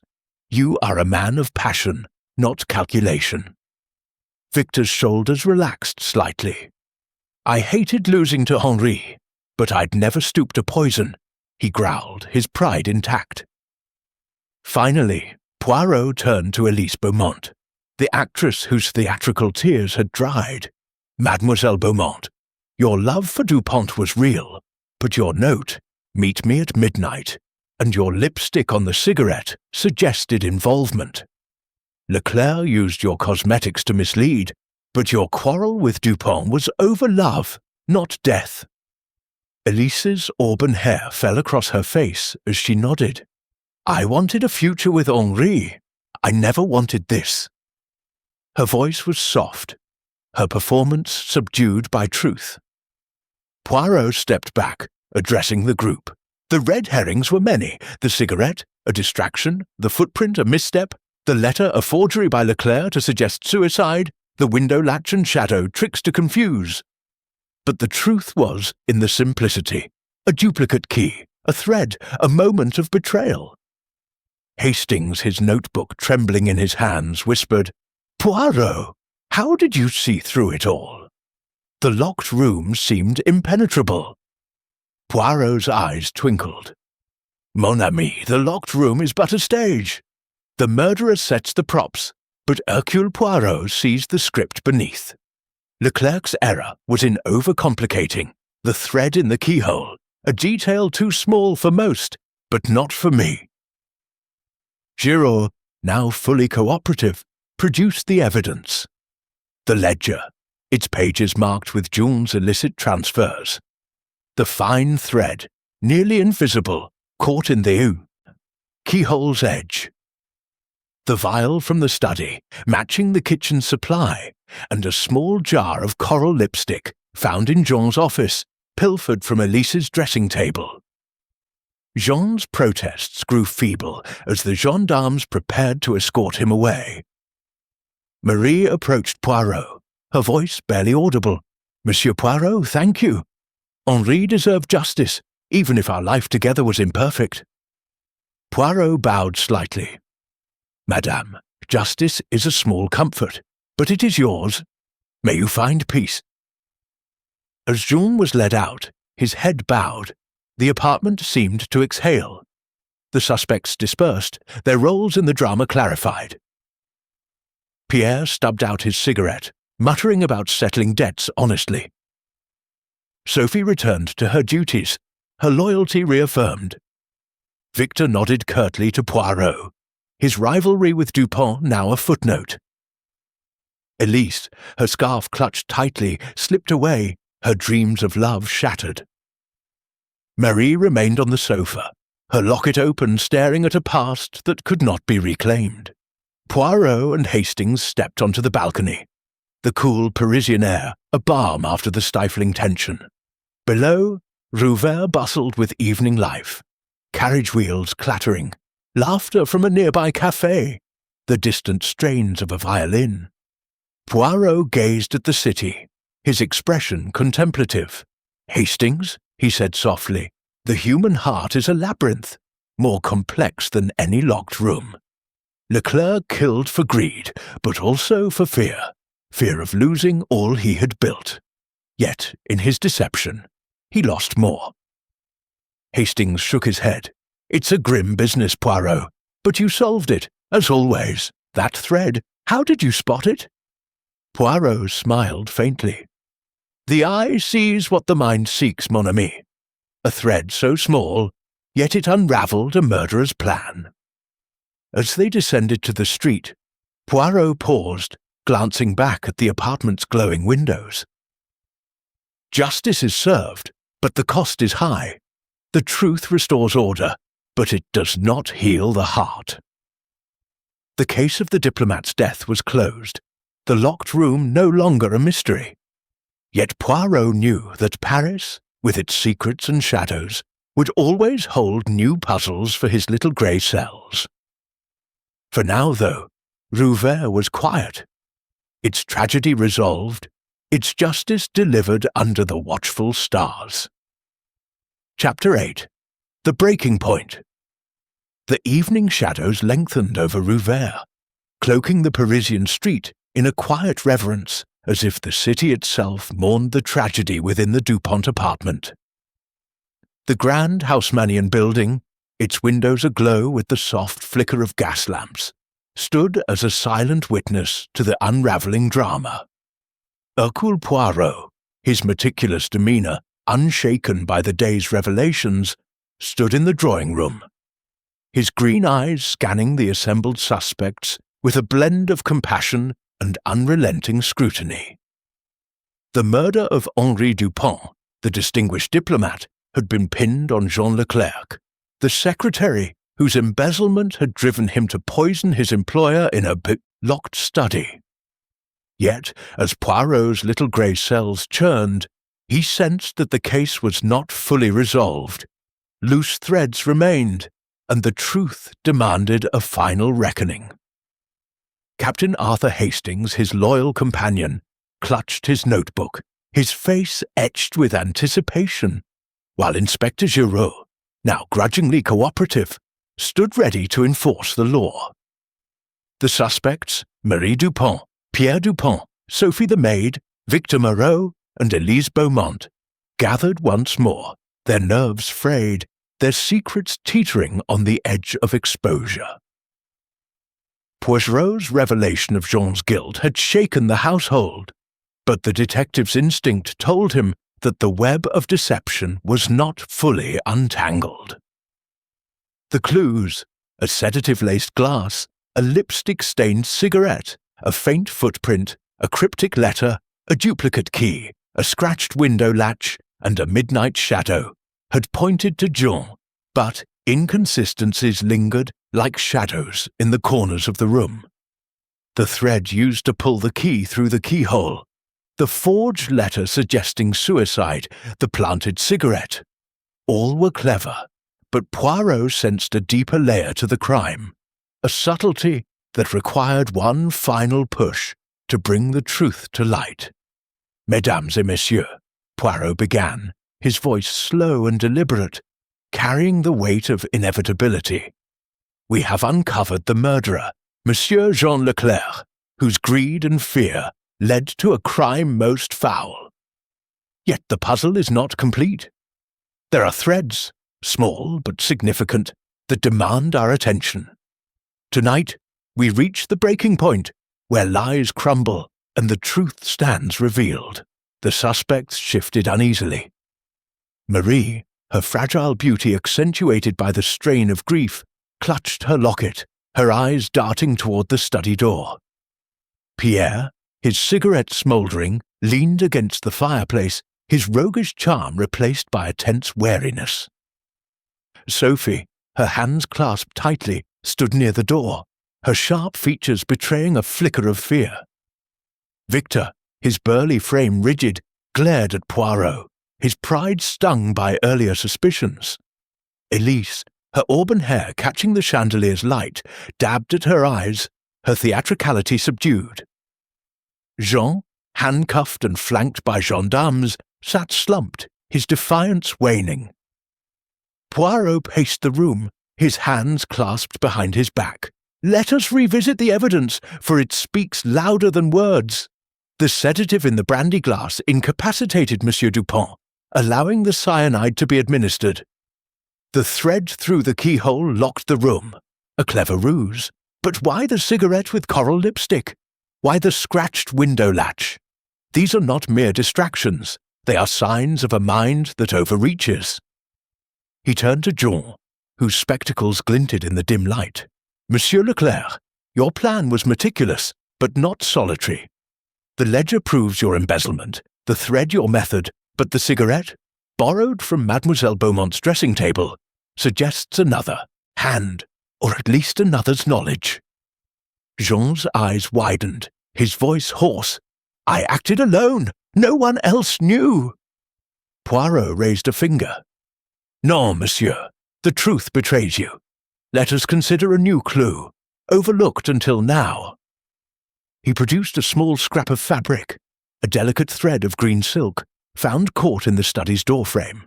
This thread, it matches the gown Madame Dupont wore at the soirée. "Madame, you claimed to retire early, yet this places you near the study." Marie gasped, her hand flying to her mouth. I was in the hall, yes, saying good night to guests. I never entered the study." Poirot's gaze softened, but his questions were unrelenting. "Perhaps. But your presence raises questions. Did you see something, madame? Or were you drawn into Leclerc's scheme?" Before Marie could respond, a new twist emerged. Poirot revealed a second discovery. A faint burn mark on the study carpet near the desk, not noticed earlier due to the scattered glass shards. "This mark," he said, "suggests a cigarette, not the one in the ashtray, but another dropped briefly and extinguished. Monsieur Pierre, you smoked incessantly that night. Did you visit the study after the guests departed?" Pierre's cigarette trembled, ash falling to the floor. "I told you I was drunk. I didn't go near the study." But his eyes flickered, betraying doubt. Poirot turned to Sophie, whose composure was cracking. "Mademoiselle Sophie, you overheard arguments, shared gossip with Leclerc. Did you know of his plans, the footprint, your shoes? Perhaps you were there, not cleaning, but watching." Sophie shook her head vigorously.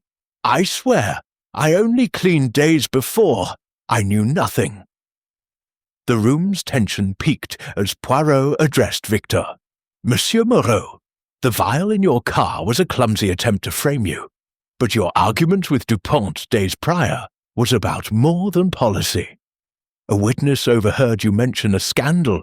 Something personal, perhaps?" Victor's face reddened. "It was nothing. A professional disagreement, blown out of proportion." Finally, Poirot faced Elise. "Mademoiselle Beaumont, your note, 'Meet me at midnight,' was not for your playwright, but for Leclerc, was it not? You knew of his debts, his desperation. Did you aid him, even indirectly?" Elise's tears spilled over. "No, I loved Henri. I'd never help that snake." But her voice faltered, her scarf twisting in her hands. Poirot stepped back, his voice rising. "The breaking point comes when lies collide. Monsieur Leclerc, you did not act alone. Madame Dupont, your thread places you near the crime. Monsieur Pierre, your cigarette burn betrays your presence. Mademoiselle Sophie, your knowledge of Leclerc's plans implicates you. Monsieur Victor, your scandal hints at deeper motives. Mademoiselle Elise, your note suggests complicity." A collective gasp filled the room. Jean struggled against his cuffs. "This is madness. I told you. It was me alone." Poirot's eyes gleamed. "Non, monsieur. The truth is this. You had an accomplice, unwitting or not. Madame Dupont, you saw Leclerc enter the study. You did not act fearing exposure of your own secrets, your locket, your past. Monsieur Pierre, you were there, hoping to steal from the safe, but fled when you saw Leclerc's deed. Mademoiselle Sophie, you suspected but said nothing, bound by loyalty. The others, your motives were real, but your hands are clean. Marie sobbed. I saw him, yes, but I thought he was just delivering papers. I was afraid. Pierre stubbed out his cigarette. I went to the study all right, but I saw Jean with the vial and ran. I'm no hero, but I'm no murderer. Sophie's voice was a whisper. I heard them arguing about money. I should have spoken, but I was scared for my job. Poirot nodded. The crime was Leclerc's, but your silence aided him. The thread, the burn, the overheard whispers, they confirm the truth. Giraud, now fully engaged, stepped forward. Leclerc, you'll face the guillotine for this. And you lot, he glared at the others, you're lucky Poirot's here, or you'd all be in cells for obstruction. Jean collapsed, his defiance gone. I thought I could escape it all. The debts, the shame. Henri was going to ruin me. Poirot's voice was sombre. You ruined yourself, monsieur. The locked room was your stage, but the curtain has fallen. As the gendarmes led Jean away, the room exhaled. Marie sank onto the sofa, her locket open, her grief raw. Pierre lit another cigarette, his hands steadier now. Sophie retreated to the shadows, her loyalty bittersweet. Victor muttered an apology to Marie, his rivalry buried with Dupont. Élise, her scarf crumpled, slipped out, her dreams shattered. Poirot turned to Hastings, his expression reflective. Mon ami, the breaking point reveals not just the crime, but the human frailties that enable it. Silence, greed, fear, they are the accomplices of murder. Hastings shook his head. You saw it all, Poirot. The thread, the burn. I'd have missed them. Poirot smiled faintly. The eye sees what the heart seeks, Hastings. The truth is always there, waiting. Outside, Rue Vert hummed with Parisian life. Carriages, laughter, a distant accordion. Within the apartment, justice was taking shape, but the scars of betrayal lingered. Poirot adjusted his bow tie, his work nearly done, yet knowing the final chapter awaited, where every truth would be laid bare under the stars of Paris. Chapter 9. The Final Reckoning. The night had fully descended upon Rue Vert, cloaking the Parisian street in a velvet darkness broken only by the soft glow of street lamps and the distant hum of the city's nocturnal pulse. Within the Dupont apartment, the air was thick with the weight of truths unearthed and secrets laid bare. Hercule Poirot, his diminutive frame commanding the grand drawing-room, stood as the fulcrum of the unfolding drama, his green eyes gleaming with the clarity of a man who had unravelled the impossible. The murder of Henri Dupont, the esteemed diplomat, in a locked study, had been a puzzle of intricate deception, but Poirot's revelation of Jean Leclerc's guilt had brought the case to a critical juncture.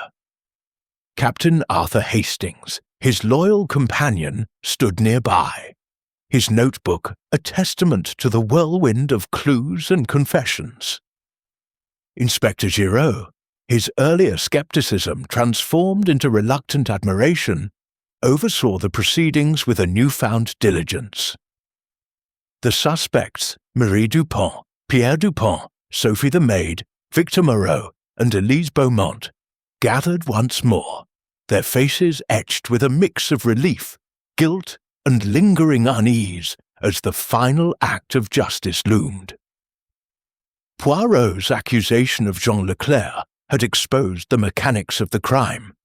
A sedative-laced brandy to incapacitate Dupont, a duplicate key to enter the study, cyanide to deliver the fatal blow, and a thread through the keyhole to lock the door from the outside, creating the illusion of an impossible murder.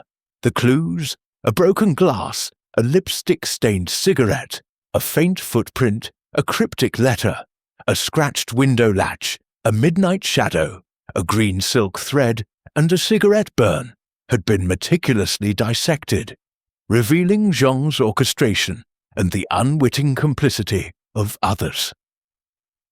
Yet, as Poirot prepared to deliver the final reckoning, he sensed that the truth required one last unveiling to ensure every shadow was dispelled.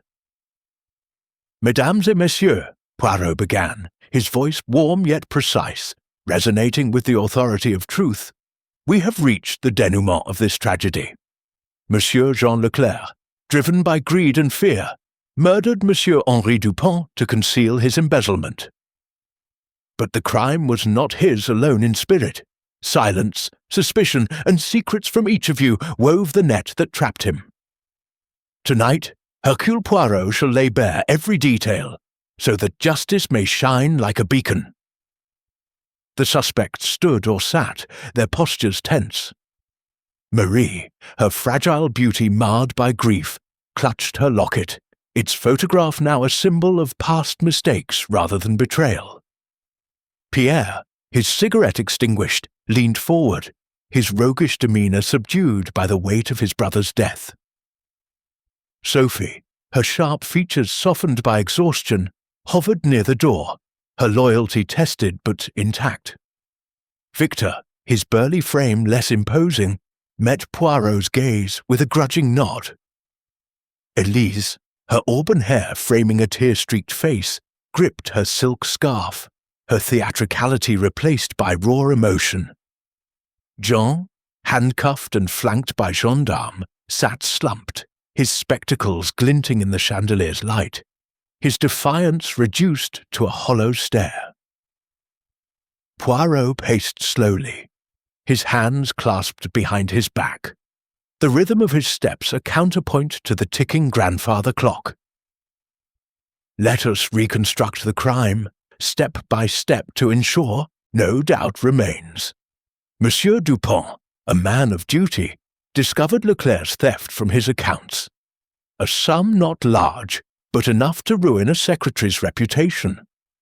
Leclerc, fearing disgrace, devised a plan. During the soirée, he laced the brandy with a sedative, knowing Dupont would drink alone in his study later." He paused, his gaze settling on Jean. "You delivered the glass yourself, Monsieur Leclerc, under the guise of routine service. The sedative took effect, rendering Dupont unconscious. You waited until the guests departed, then used a duplicate key, not Pierre's, but one you had crafted, to enter the study. There, you administered the cyanide, perhaps in a second drink, ensuring a swift death." Jean's voice was a whisper. "You can't prove the key." Poirot's moustache twitched. "Oh, but I can. The key found in the study bore only Dupont's fingerprints, but the duplicate, hidden in your desk drawer, was discovered this afternoon by Inspector Giraud's men. A careless oversight, monsieur." Giraud nodded, producing the key, its brass surface gleaming. "Found it tucked behind your ledgers, Leclerc. No denying it now." Poirot continued, addressing the cigarette butt. "The Gauloise's cigarette, marked with coral lipstick, was a clever distraction. You took it from Mademoiselle Beaumont's dressing table, knowing her connection to Dupont would cast suspicion. But the lipstick was applied post-mortem, a detail revealed by its uneven smear." Elise gasped, her hand flying to her lips. "You used my things? How dare you?" Poirot's tone softened. "Mademoiselle, your love for Dupont was genuine, but your presence was a convenient scapegoat. The note in your handbag, 'Meet me at midnight,' was indeed for your playwright, not Leclerc, as I first suspected. You are innocent of murder." He turned to the footprint. "Mademoiselle Sophie, the carpet fibres on your shoes suggested presence in the study, but the timing was wrong. You cleaned days before, as you claimed, but Leclerc wore your shoes to leave the mark, knowing your grudge over wages would make you a suspect. Sophie's eyes widened. My shoes? That's why they were out of place. Poirot nodded. A calculated misstep. As for the letter, my dear, I cannot continue this deception. It was forged by Leclerc, using Dupont's pen and paper to suggest suicide. The crease in the paper shows it was prepared in advance, not written in distress. Marie's voice trembled. But the green silk thread, Monsieur Poirot? You said it was from my gown. Oui, madame, Poirot replied. You were in the hall, as you admitted, bidding guests farewell. The thread caught in the door-frame as you lingered, perhaps hearing Leclerc's movements. Your silence, born of fear for your own secrets, aided him, but you did not kill. Marie's shoulders sagged, her locket falling open. I should have spoken. I thought it was... Nothing. Poirot's gaze shifted to Pierre. Monsieur Pierre, the cigarette burn on the carpet places you in the study, despite your denials. You went to steal from the safe, saw Leclerc's act, and fled, your greed outweighed by fear. Pierre's face paled. I swear I didn't touch him. I saw Jean with the vial, and bolted. Précisément, Poirot said. Your cowardice saved you from complicity, but not from shame. To Victor, he said, Monsieur Moreau, the vial in your car was planted by Leclerc to divert suspicion. Your scandal, a minor indiscretion years ago, was leverage Dupont held, but you did not kill. Your anger was loud, but not lethal. Victor's fists unclenched. I told you, Poirot, I'm no murderer. Finally, Poirot addressed the window latch and shadow. The scratched latch was a red herring, a suggestion of external entry, but the bolts were intact. The shadow seen by the vendor was a reflection, a lantern Leclerc placed outside to confuse the timeline, creating the illusion of an impossible crime. Hastings, his notebook trembling, whispered, Poirot, it's brilliant. The thread, the lantern, how did you see it all? Poirot smiled faintly. The little grey cells, Hastings, they seek order in chaos. Leclerc's plan was clever, but no plan escapes the scrutiny of Hercule Poirot. He turned to the group, his voice rising. The crime was simple in execution, complex in deception. Leclerc sedated Dupont, entered with the duplicate key, poisoned him, and used the thread to lock the door, dropping the key inside.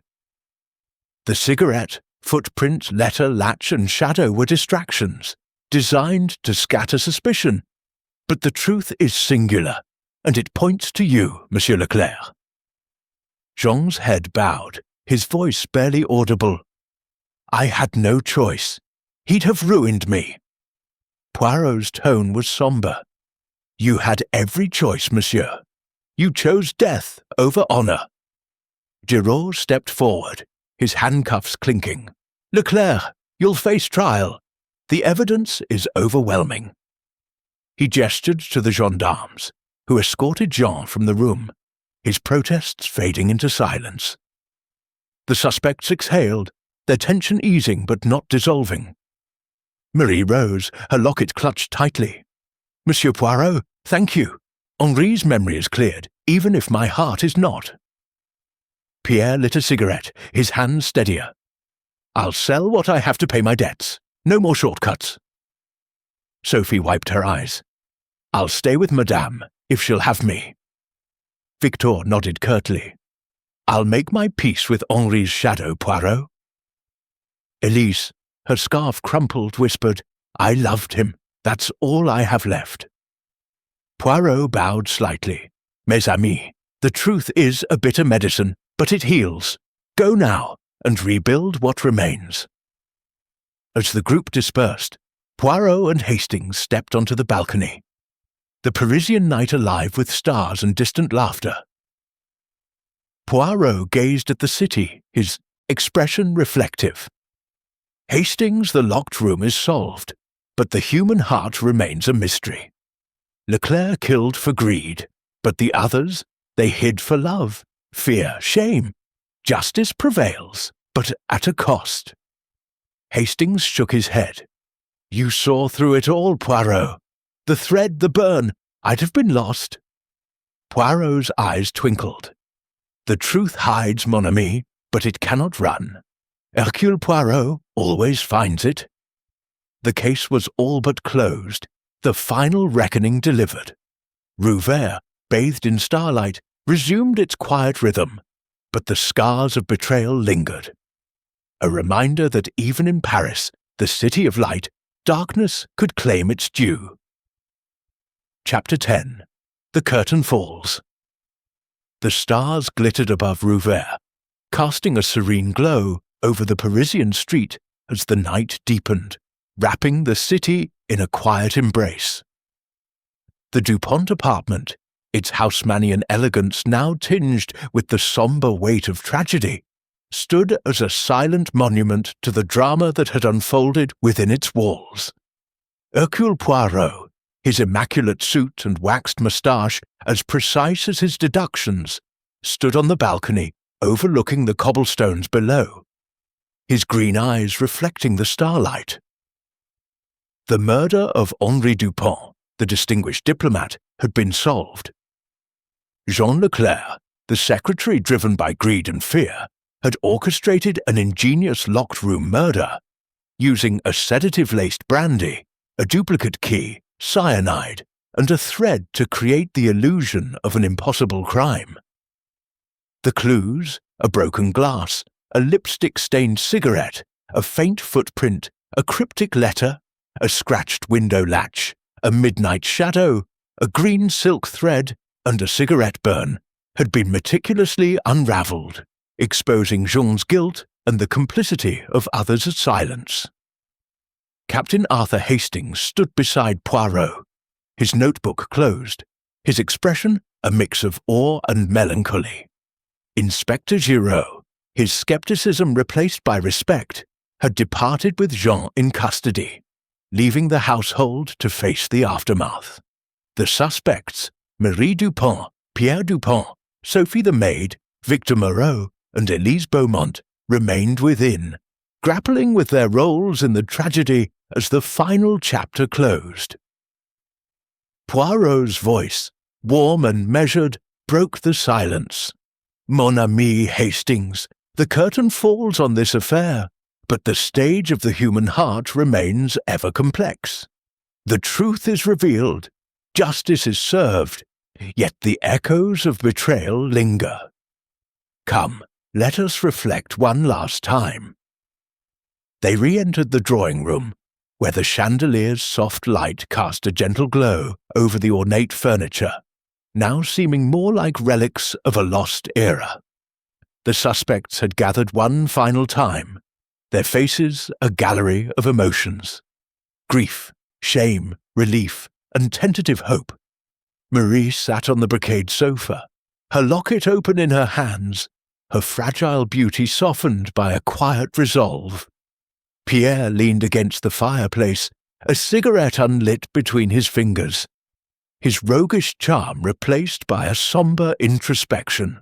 Sophie stood near the door, her sharp features relaxed, her loyalty to the household reaffirmed.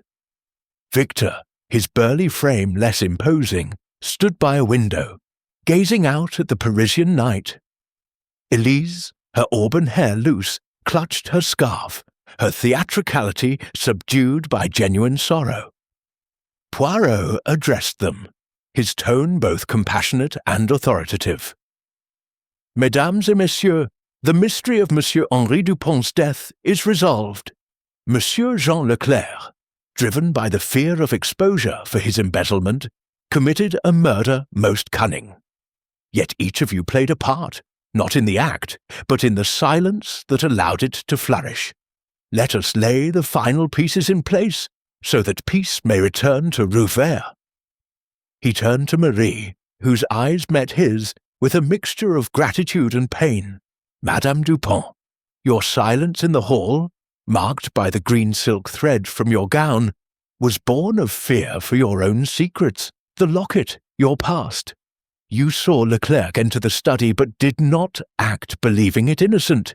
Your love for Henri was flawed, but true. Marie's voice was barely a whisper. I failed him, Monsieur Poirot. If I had spoken, she trailed off, tears glistening. But thank you for giving him justice. Poirot nodded, his gaze shifting to Pierre. Monsieur Pierre, your greed led you to the study, hoping to steal from the safe. The cigarette burn on the carpet betrays your presence, as does your confession of seeing Leclerc's act. You fled, a coward, but not a killer. Pierre's shoulders slumped, the unlit cigarette falling to the floor.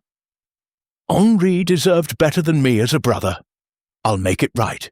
No more gambling, no more lies. To Sophie, Poirot's tone was gentle.